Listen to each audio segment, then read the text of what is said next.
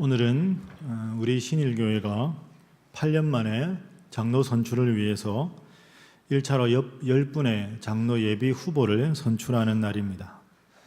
오늘 10분이 선출되면 이분들 중에서 4월 마지막 주일 그리고 5월 첫째 주일 공동의회를 통해서 총 5분 이내에 최종 장로 후보를 선출하게 됩니다. 그래서 우리는 참 관심이 많습니다. 누가 장로로 선출될 것인가? 어떤 자격 기준으로 예비 후보를 선정한 것인가? 제일 중요한 질문은 도대체 어떤 점을 고려하고 기도하면서 누구에게 투표해야 하는가 하는 것입니다. 오늘은 제가 방금 말씀드린 이런 여러 가지 선거에 관한 질문을 본문을 통해서 그 해답을 한번 찾아가 보도록 하겠습니다. 사실 오늘 이 본문은 제가 교회 부임한 이듬해인 2015년 1월 11일 주일에 이름 없는 큰 사람이라는 제목으로 설교했던 본문과 같은 본문입니다. 그래서 제가 선거를 준비하면서 다른 본문을 몇 군데를 잡아서 설교 준비를 몇 주 전부터 시작을 했는데 그때마다 하나님께서는 이 본문을 계속 기억하게 하시고 이 본문으로 설교를 하게 하셨습니다. 그래서 다시 오늘 이 본문을 가지고 하나님께서 원하시는 일꾼의 자격이 무엇인가, 특별히 오늘부터 본격적으로 선거를 진행하면서 또한 이 자리에 계신 모든 분들이 크고 작은 교회 직분을 갖고 계신 분들인데 우리가 어떤 자세로 하나님 주신 직분을 감당해야 하는가 하는 것을 한번 묵상해 보도록 하겠습니다. 그리고 담임 목사로서 저 또한 철저하게 하나님 말씀에 입각해서 이 설교를 준비했으니 선입관을 가지고 이 설교로 특정 후보에 대한 호불호로 판단하시거나 인간적인 판단하지 마시고 하나님 말씀으로 여러분 각자에게 주시는 말씀으로 받아주시기를 다시 한번 간절하게 부탁드립니다. 먼저 오늘 본문의 배경을 한번 생각해 보겠습니다. 오늘 본문은 창세기 24장인데 바로 전 23장에 아브라함의 아내 사라가 하나님의 부름을 받는 내용이 등장을 합니다. 사라가 하나님의 부르심을 받았을 때 그 아브라함이 받았던 충격이 얼마나 컸을까요? 창세기 12장 1절에 너는 너의 본토 친척 아비 집을 떠나서 내가 너에게 지시할 땅으로 가라 하는 그 명령 하나만 붙잡고 저 메소포타미아에서 가나안 땅까지 와서 거기에서 새로운 정착지에서 하나님을 믿으면서 갖은 고초와 고행을 함께 겪었던 것이 사라였습니다. 그래서 드디어 아브라함이 100세 때, 사라가 90세 때 하나님께서는 약속의 아들 이삭을 주셨습니다. 남들은 다 아들, 딸의 손자, 손녀의 증손자, 증손녀까지 볼 나이였지만 늙음하게 얻은 아들과 더불어서 인생의 행복이 무엇인지, 인생의 참 즐거움이 무엇인지를 40여 년 동안 만끽하면서 지냈습니다. 그러던 중에 하나님께서 사라를 먼저 불러가셨습니다. 아브라함이 얼마나 슬프고 얼마나 외로웠을까요? 그리고 또 다른 아들 이스마엘도 그의 어머니 하갈도 이미 떠난 후였습니다. 이제 아브라함 곁에는 핏줄이라고는 약속의 아들 이삭 하나만 남아 있습니다. 점점 인생의 노년을 보내는 아브라함, 외롭고 힘들지만 그런 아브라함에게는 앞으로 꼭 해결해야 될 중요한 숙제가 하나 남아 있습니다. 그것은 그 약속의 아들 이삭의 아내를 구하는 일입니다. 아브라함 며느리를 구하는 일이지요. 사실 생각해 보면 며느리 하나 구하는 것이 그렇게 어려운가 하고 생각할 수 있지만 사실 아브라함이 자신의 며느리 이삭의 아내를 얻는 일은 상당히 어려운 일이었습니다. 어려운 이유가 본문을 보면 간단하게 4가지로 정리할 수 있는데요. 첫 번째 며느리 구하기가 어려운 이유는 오늘 본문 3절에 보면 아브라함이 당시 살고 있던 땅은 가나안 땅이었습니다. 가나안 땅은 하나님을 안 믿는 사람들이 살고 있던 땅이지요.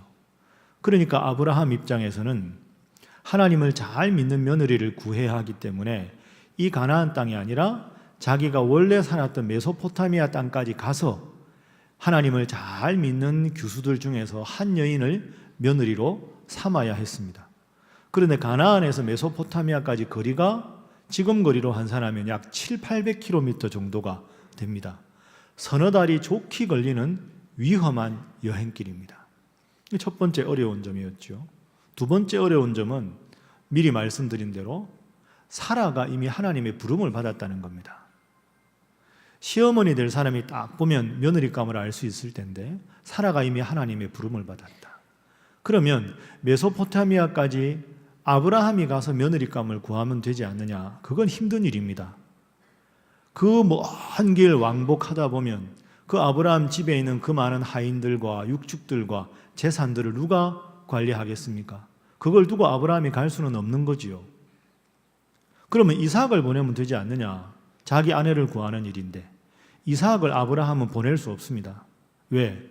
그 먼 여행길에 수많은 동물들과 그 집에 줄 선물을 가지고 가는데 그 가다가 오다가 혹시 강도라도 만나면 며느리 구하려다가 아들까지 잃을 판입니다. 그러니까 오늘 본문 6절과 8절에 보면 내 아들 이삭을 데리고 결코 그리로 가지 말아라 이렇게 이야기합니다. 자, 가고 오는 여행길은 멀고 험하고 사라도 이미 하나님의 부르심을 받았고 아브라함도 갈 수 없고 이삭을 보낼 수 없는 이 위기 가운데 어떻게 하면 하나님 잘 믿고 훌륭한 며느리를 얻을 수 있을까?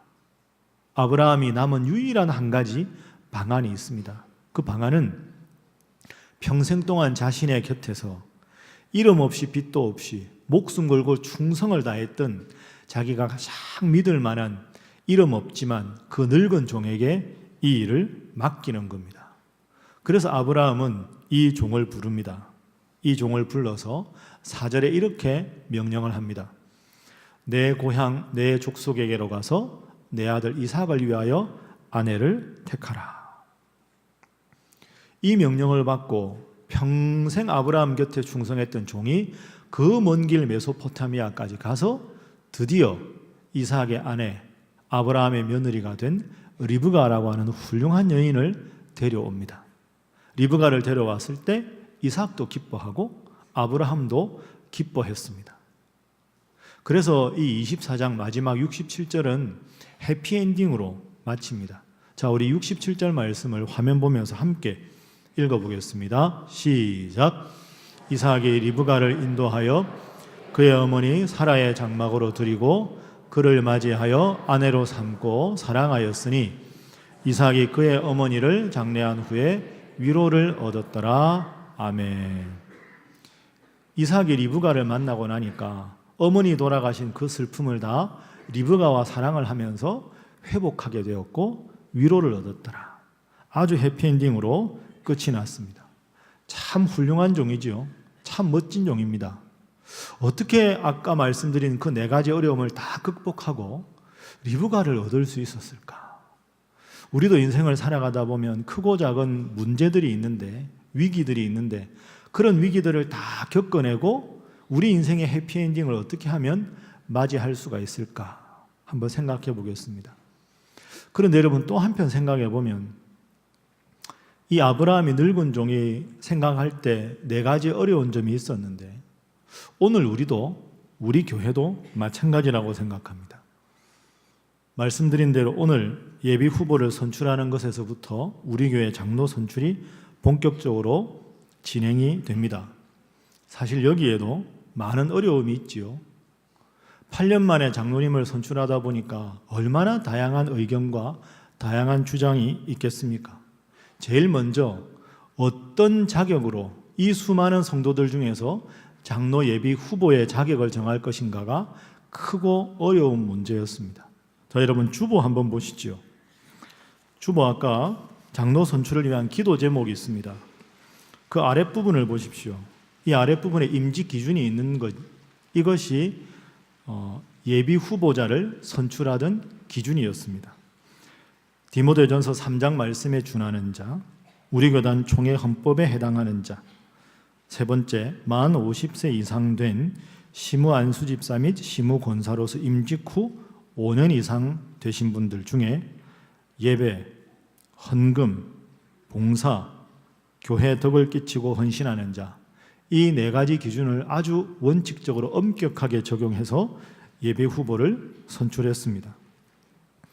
예비 후보를 선출하는 방법은 우선 이 자격 기준을 당회에서 결의하고 각 교구별로 컴퓨터로 입력된 교족부를 확인해서 1차로 자격이 되는 모든 후보를 분류했습니다.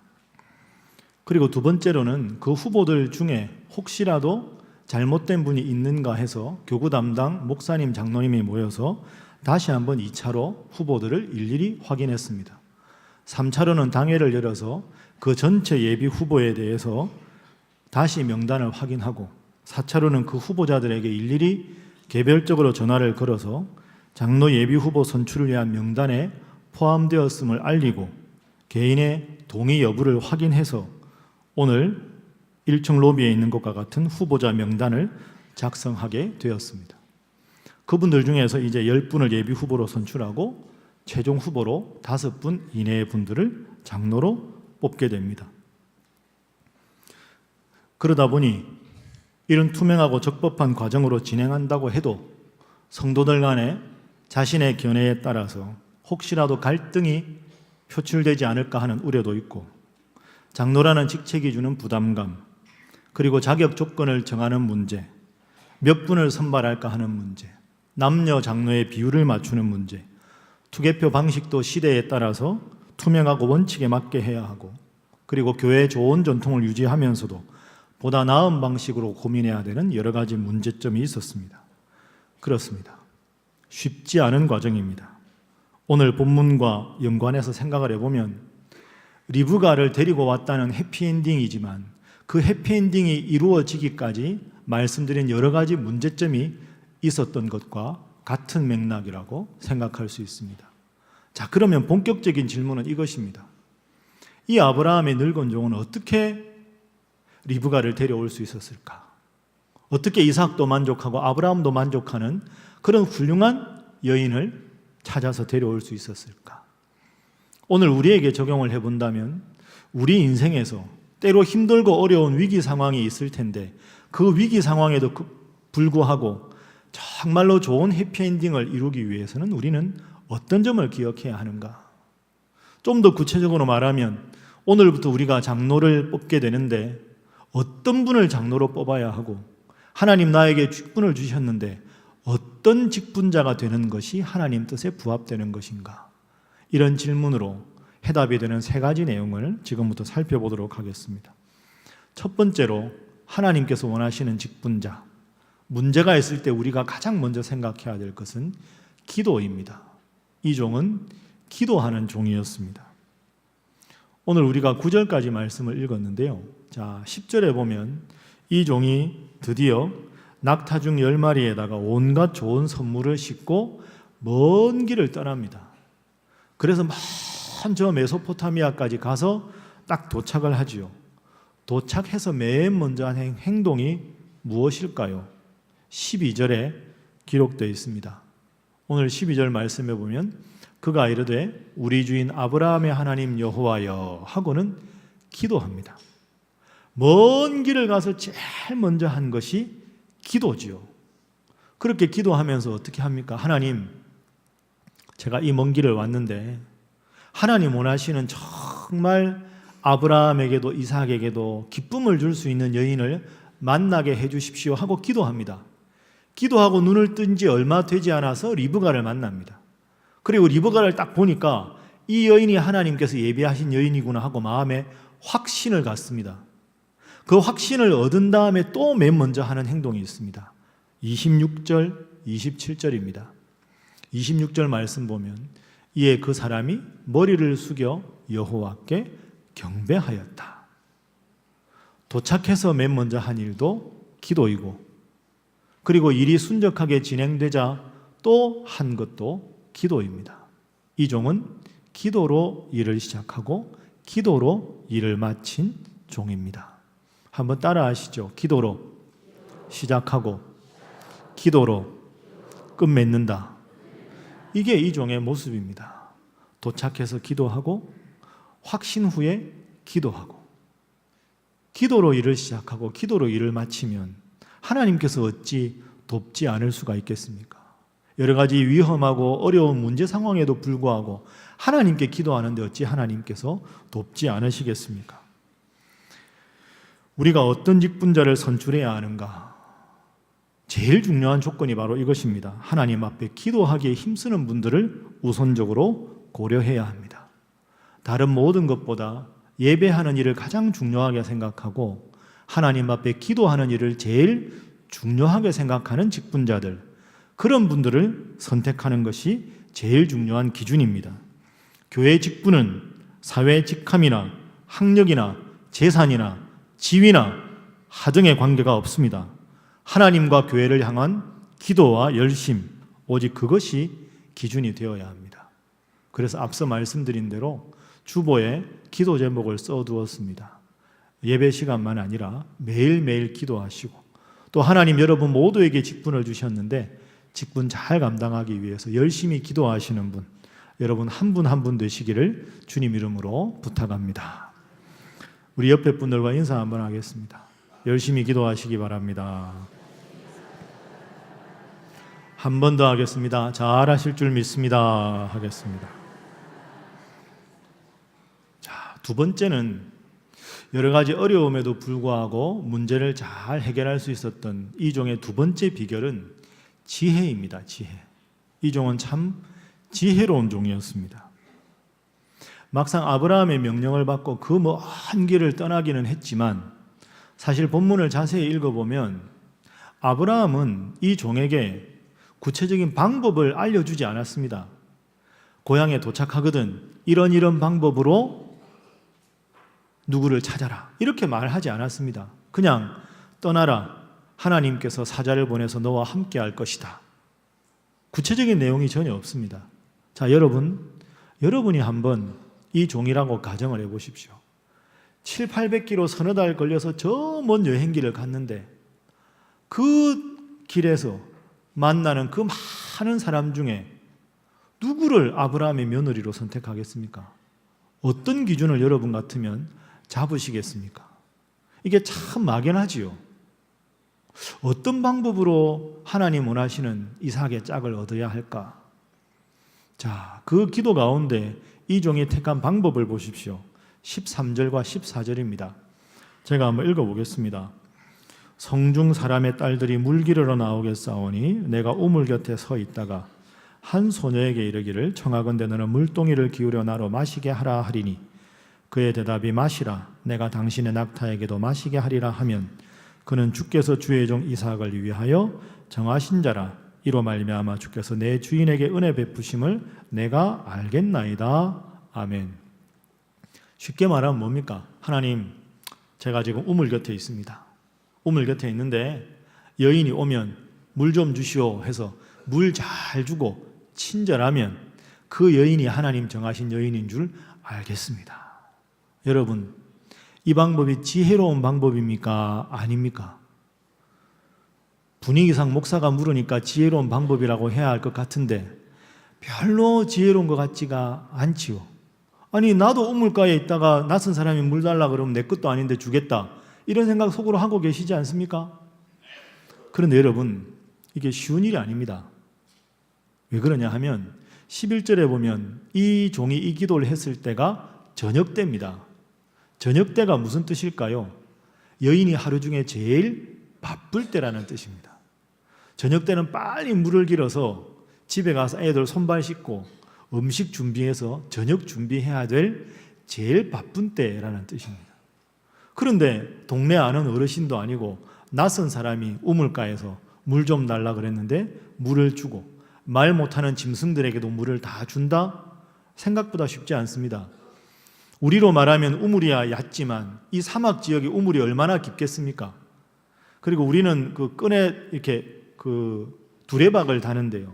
이 당시에 이 사람들이 썼던 건 끈에 길게 연결해서 깊은 우물에 돌 항아리를 내려서 물을 떴습니다. 그런데 우리 두레박에 해당되는 이 돌 항아리가 가득 채우면 12리터 정도를 담습니다. 그런데 지금 이 종이 낙타 10마리를 끌고 갔습니다. 낙타 한 마리가 물을 안 먹다가 먹으면 평균 100리터를 마십니다. 그러면 낙타가 10마리면 1000리터지요. 낙타들이 보고 바쁠 때 저녁 때인데 우리가 좀 인심 쓰자 해서 100리터 반으로 딱 잘라서 50리터씩만 마시자. 이렇게 만약에 했다 하더라도 그 깊은 우물에 물을 내려서 그 물을 뜨는 횟수가 40번 이상입니다. 제일 바쁜 시간에 알지도 못하는 생면부지의 어르신과 시키지도 않았는데 낙타 10마리에게 물을 다 줄 수 있는 여인, 그 마음 씀씀이 쉽지가 않습니다. 낙타까지 다 하기는. 그런데 리브가가 어떤 행동을 할까요? 자, 리브가의 모습 18절부터 나와 있습니다. 리브가가 이르되 내 주여 마시소서. 연세 드신 분을 존대할 줄 아는 여인입니다. 내 주여 이렇게 부릅니다.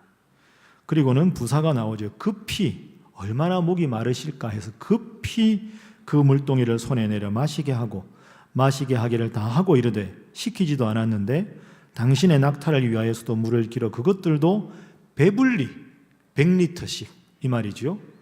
마시게 하리이다 하고, 또 급히 물동이의 물을 구유에 붓고 다시 기르려고 우물로 걸어가서가 아니라 달려가서 한두 마리가 아니라 모든 낙타를 위하여 깃는지라.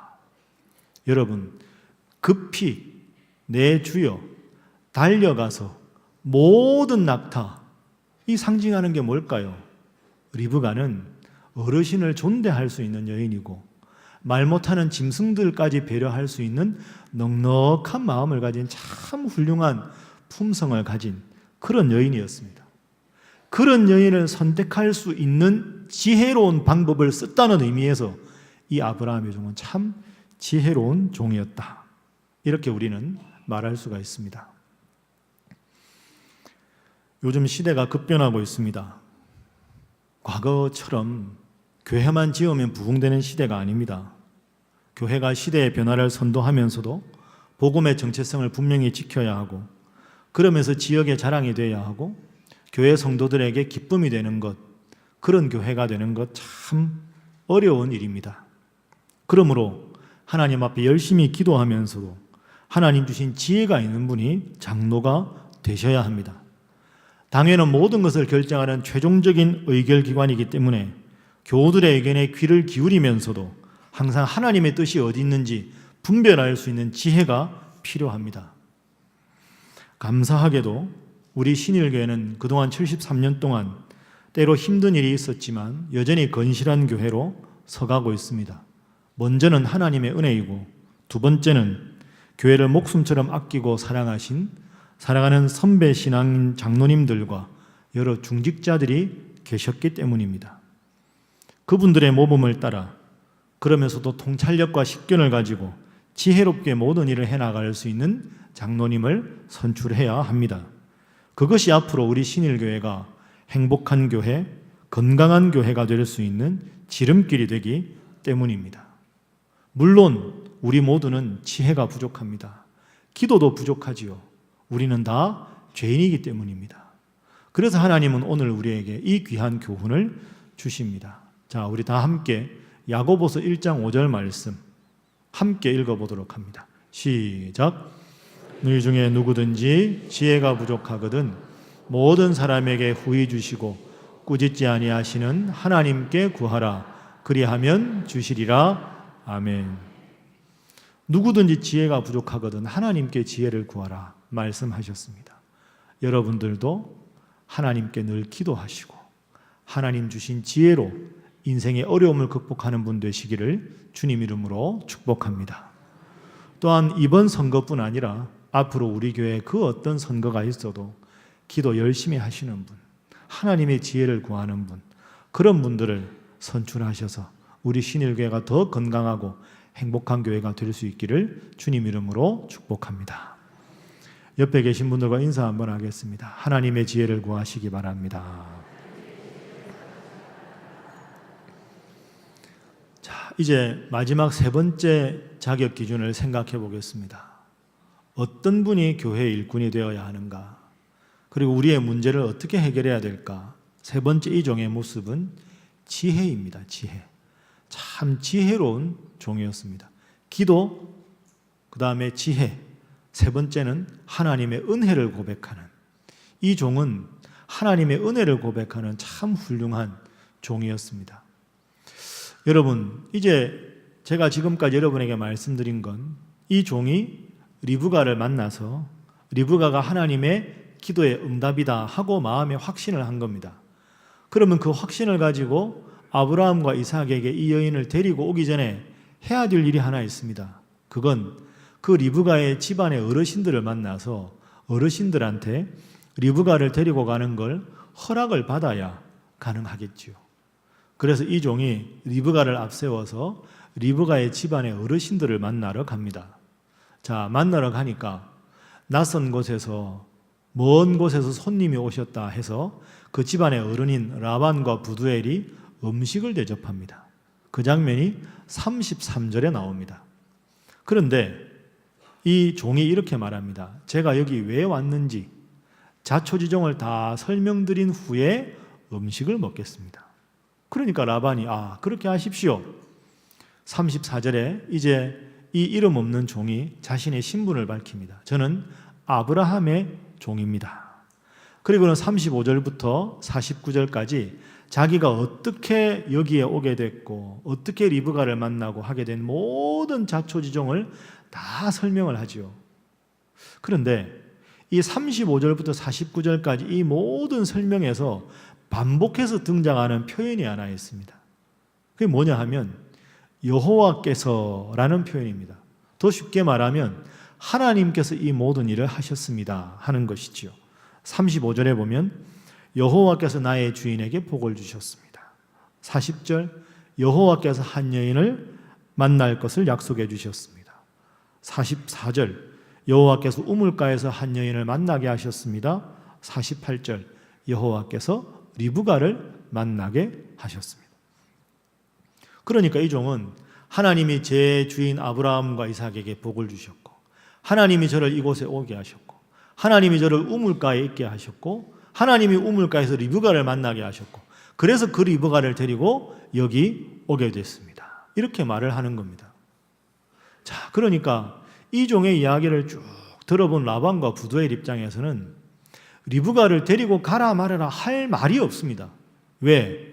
처음부터 끝까지 모든 일을 하나님이 다 하셨는데 이제 와서 리브가 된다 안 된다 이 말을 감히 누가 할 수 있겠습니까? 그래서 50절에 보면 자초지종을 다 들은 집안의 어른들의 이야기가 나옵니다. 자, 50절 함께 읽어봅니다. 시작. 라반과 부두엘이 대답하여 이르되 이 일이 여호와께로 말미암았으니 우리는 가부를 말할 수 없노라. 아멘. 이제 와서 우리가 가하다 부하다 말할 수 없습니다. 그냥 데리고 가십시오. 그래서 리브가를 데리고 아브라함과 이삭에게로 데리고 오는 거죠. 여러분, 이 종의 말이 설득력이 있습니다. 감동이 있습니다. 이유가 뭘까요? 하나님께서 하셨다는 하나님의 은혜에 대한 고백 때문입니다. 하나님께서 이 모든 일을 다 하셨다고 겸손하게 하나님의 은혜를 고백하는데 누가 과연 하나님의 뜻을 정면으로 위배하고 안 된다고 말할 수가 있겠습니까? 여러분, 하나님 우리에게 귀한 직분을 주셨습니다. 날마다 이 종처럼 하나님의 은혜라고 고백하시는 여러분 모두가 되시기를 주님 이름으로 부탁합니다. 자, 지금까지 3가지 조건을 알아보았습니다. 기도, 지혜, 은혜입니다. 이 3가지를 우리가 꼭 기억해야 합니다. 저는 우리 교회가 가진 전통 중에서 참 자랑스럽게 생각하는 게 여러 가지가 있습니다. 그 중에 참 좋아하는 것이 제 목사 가운입니다. 저는 우리 교회 부임해서 담임 목사 가운이 너무 좋습니다. 한 벌이라는 게 일단 좋습니다. 봄, 여름, 가을, 겨울 따로 입을 것도 없고 저는 이거 입고 설교하고 이거 입고 성찬식하고 이거 입고 결혼식 가고 이거 입고 장례식도 갑니다. 한 벌이라는 게 참 좋아요. 소박해 보이지 않습니까? 그리고 하얀색이라는 게 참 좋습니다. 하얀색은 예수님의 십자가 보혈로 죄를 깨끗하게 씻음받았다는 정결을 뜻하는 그런 색깔입니다. 그러니까 제가 설교단에 설 때마다 하나님 저같이 부족한 사람을 예수님의 보혈로 죄를 씻어주시고 말씀을 전하게 해주셔서 감사합니다. 이런 마음이 있습니다. 또 하나 마음에 드는 건 여기에 어깨 라인 아래로 세로로 이 줄이 없다는 게 참 마음에 듭니다. 여러분이 무슨 말씀인지 아시죠? 이 가운에 어깨 라인에서부터 이렇게 줄이 세 줄로 이렇게 있으면 이게 박사를 뜻하는 가운입니다. 박사 가운은 줄이 세 개가 양쪽에 있습니다. 가끔 화면 보시다 보면 그런 가운 입은 목사님들이 계십니다. 저는 우리 교회 가운에 그게 없어서 참 좋습니다. 물론 박사 가운을 입는 중요한 의미는 설교자가 임의로 설교하는 게 아니라 하나님의 말씀의 전문가라는 것을 뜻하기 때문에 권위를 상징한다고도 해석합니다. 그러나 저는 그 해석이 설득력이 있을지 모르지만 의미 있는 것은 아니라고 생각합니다. 목사의 설교의 권위는 하나님 말씀을 얼마나 철저하게 연구하느냐, 얼마나 기도하고 말씀을 연구하느냐, 얼마나 겸손하게 말씀만을 전하느냐에 있는 것이지 목사의 입은 가운에 박사학위 표시가 있느냐 없느냐 하는 것은 전혀 비본질적인 것이기 때문입니다. 그렇게 목사가 박사 가운을 좋아하고 그렇게 목사가 그런 권위적인 것을 좋아하는 순간 그것은 목사가 성도를 섬기는 겸손한 종이 아니라 자기도 모르게 성도들 위에 군림하려는 잘못된 태도로 나아갈 수 있기 때문입니다. 우리가 장로님들 뽑습니다. 어떤 분이 장로가 되어야 할까요? 이 종처럼 겸손하게 자신을 다 감추고 하나님의 은혜만 고백하는 그런 분들이 되셔야 할 줄로 믿습니다. 여러분들 한 분 한 분도 우리가 무슨 자격이 있어서 직분을 받았습니까? 우리가 무슨 능력이 있어서 하나님을 믿게 되었습니까? 오직 하나님의 은혜입니다. 고백하는 여러분 모두가 되시기를 주님 이름으로 축복합니다. 설교 마치면서 제가 참 존경하는 전에 모셨던 장로님 한 분 말씀을 드리고 마치겠습니다. 그 장로님은 늘 예배 시간보다 훨씬 일찍 오셨습니다. 항상 겸손하게 기도하는 장로님이셨습니다. 그런데 그 장로님은 습관이 하나 있으셨어요. 그게 뭐냐 하면 앉으시는 지정석이 있어요. 그분 앉으시는 지정석이. 그 지정석이 어디냐 하면 우리 교회는 예배당 중간에 기둥이 없는데 대부분 교회는 기둥이 있지요. 예배당에 기둥이 있을 때 기둥 바로 뒷자리 꼭 거기 그분이 앉으십니다. 찬양대 쪽 기둥 바로 뒤에. 여러분 기둥 뒤에는 주로 어떤 분이 앉습니까? 졸리는 분. 오늘 예배 힘들겠다. 그런 분들 주로 우리 교회는 없으니까 편하게 말. 근데 그분은 꼭 일찍 와서 꼭 기둥 뒤에 앉으세요. 그리고는 예배가 끝나고 나면 제일 먼저 나가셔서 온 성도들에게 직함이 아주 높으신 분인데요. 깍듯하게 악수하고 겸손한 분입니다. 그 제가 한번 여쭤봤습니다. 이렇게 겸손하고 이렇게 온 성도들이 존경을 하시는 장로님이신데 장로님 왜 꼭 기둥 뒤에 거기 앉으십니까? 거기 앉으시면 목사도 안 보이고 강대상도 안 보여서 왜 거기 앉으시는지 모르겠습니다. 그 장로님 빙그레 웃으면서 이렇게 말씀하셨습니다. 목사님, 이 자리는 아무도 안 앉으려고 그러잖아요. 그러니까 저는 여기 앉는 겁니다. 제가 장로인데 다른 성도들 늦게 와도 좋은 자리에 앉고 제가 먼저 이 자리에 앉으면 불편한 게 저만 감수하면 되지.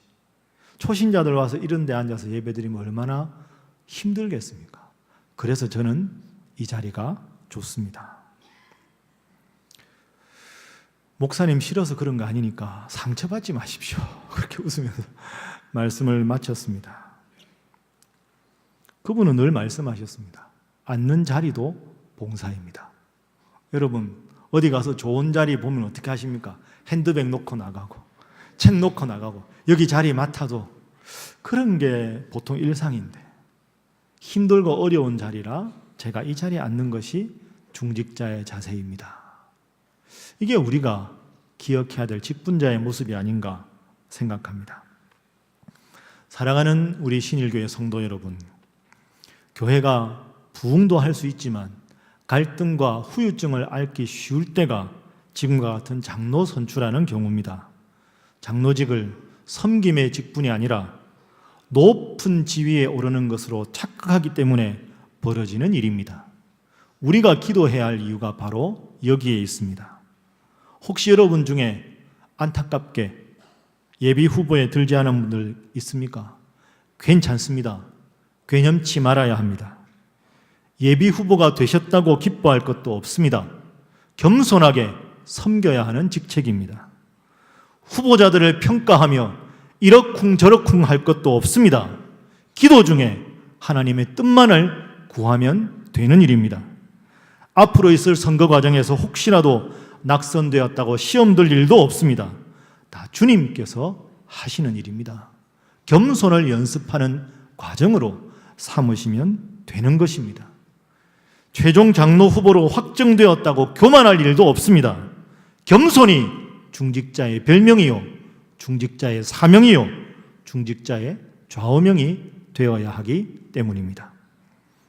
사랑하는 신일의 성도 여러분, 이번 선거를 진행하면서 인간적인 여러분의 모든 생각과 이해타산과 내 위신과 모든 것 다 내려놓으십시오. 오직 겸손하게 직분과 교회를 위해서 기도하시기 바랍니다. 그래서 하나님 앞에 훌륭한 교회, 격조 있는 교회, 질서 있는 교회, 화평하고 서로 배려하는 우리 신일교회의 좋은 전통이 다시 한번 이번 선거의 모든 과정을 통해서 확인되는 교회가 될 수 있기를 주님 이름으로 부탁합니다. 기도하겠습니다. 우리 신일교회 주인이신 하나님, 이번에 우리 교회가 하나님의 기쁘신 뜻 가운데 장로로 임직받으실 분들을 선출할 수 있도록 인도해 주심에 감사합니다. 하나님, 범사에 하나님의 뜻을 묻는 기도하는 분들이 선출되게 하옵소서. 범사에 하나님의 지혜를 구하는 분들이 선출되게 하옵소서. 그리하여 온 성도들과 함께 하나님의 은혜를 고백하는 겸손한 직분자들 되게 하여 주옵소서. 주님, 저희 모두가 참 많이 부족합니다. 누군들 이런 자격을 완벽하게 갖추었다고 말할 수 있는 사람이 있겠습니까? 하나님께서 부족하지만 이런 아브라함의 종과 같은 훌륭한 성도가 되라고 하시는 나에게 주시는 말씀으로 모두들 받아들이게 하여 주시고, 이제부터 더욱 겸손하게 노력하는 후보자들과 온 성도들과 온 직분자들 되게 하여 주옵소서. 하나님, 이 모든 선출 과정에 일체의 인간적인 생각과 판단을 내려놓게 하시며 이번 이 과정을 통해 하나님께 더 큰 영광 올려드리고 온 교회가 하나 되고 보다 성숙하고 은혜로운 귀한 계기가 되도록 주님 저희를 지키시고 인도하여 주옵소서. 예수님의 이름으로 기도하옵나이다. 아멘.